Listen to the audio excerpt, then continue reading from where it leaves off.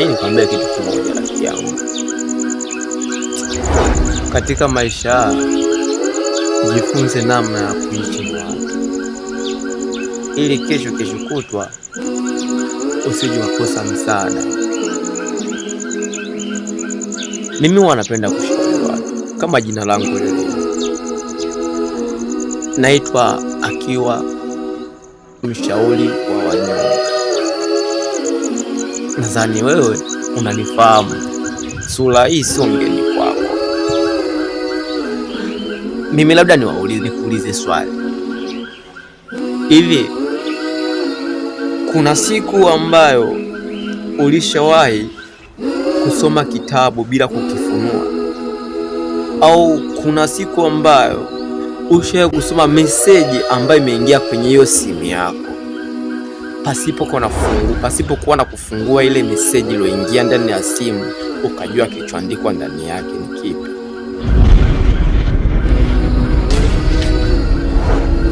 Unajua hapa duniani kuna watu ambao wanaweza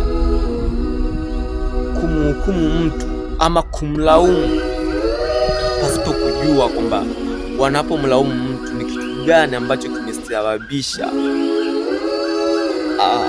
alete shida katika maelewano baina ya watu wawili.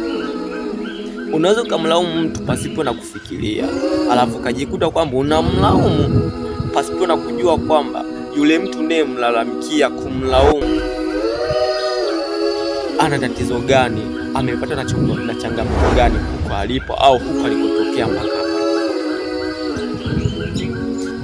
Mimi nikwambie tu kitu kimoja, hata siku moja kwenye maisha yako usije ukajaribu kuhukumu